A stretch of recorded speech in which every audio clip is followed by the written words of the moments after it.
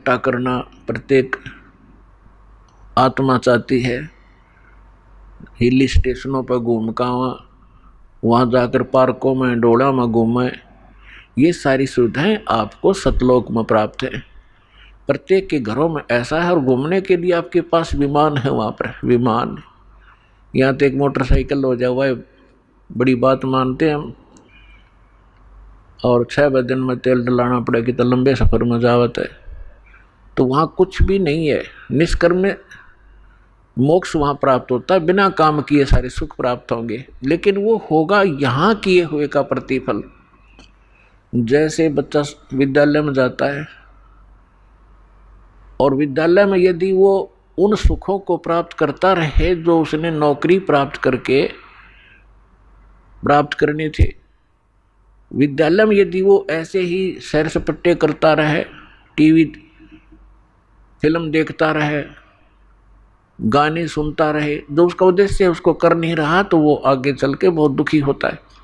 इसी प्रकार वो जो विद्यार्थी अपने सच्चे दिल से पढ़ाई कर जाते हैं, सफल हो जाते हैं, तो फिर उसको उस फील्ड में जा कर के वो सुविधाएं प्राप्त होती हैं जो उसकी शिक्षा का ही प्रतिफल होता है। ठीक इसी प्रकार आप जी विद्यार्थी हैं जिनको मानव शरीर प्राप्त है, ये सब ड्रेस है अलग से। जैसे विद्यालय में जाने वाले विद्यार्थियों की अलग से पोशाक होती है,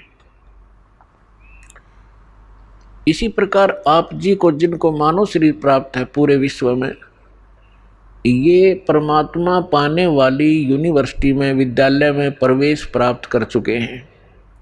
इनके इतने अच्छे नंबर थे कि इनको प्रवेश मिल गया और ये ड्रेस मिल गई, नहीं तो कुत्ते गधे सुअर की ड्रेस ये पहले आप पहने हुए थे। जिसको भी आज मानव शरीर प्राप्त है या कभी भी होता है, तो उसका उद्देश्य भिन्न होता है, और उद्देश्य को छोड़कर वे यहीं पर कोठी बंगले कार सांग सिनेमे ताश खेलते रहते हैं, राजनीतिक गपौड़ मारते रहते हैं, तो विद्यार्थी फेल हो जाते हैं। और फेल होने के बाद फिर उनको कितना कष्ट होता है। और जो बच्चे पढ़ जाते हैं, शिक्षा ग्रहण कर जाते हैं, अच्छी लगन लगा कर, आगे चलकर उनको बड़ा सुख प्राप्त होता है। इसी प्रकार आप विद्यार्थी हैं, इस दास के बताए अनुसार ये सिलेबस आप करते रहोगे, अपना दैनिक कार्य भी करते रहो, परमात्मा में विशेष रुचि बनाओ। ज़्यादा समय परमात्मा की महिमा सुनने और सुनाने में, मंत्र के जाप करने में, सुबह शाम और दोपहर की जो नित्य नियम बताए हैं उनके करने में ज़्यादा समय लगाओ। और जो कार्य आप कभी नहीं कर सकते थे और ना ही आप सोच सकते थे कि हमें ये सुविधा प्राप्त हो सकती है इस जीवन में, फिर ये परमात्मा आपको यहाँ के भी सुख देगा।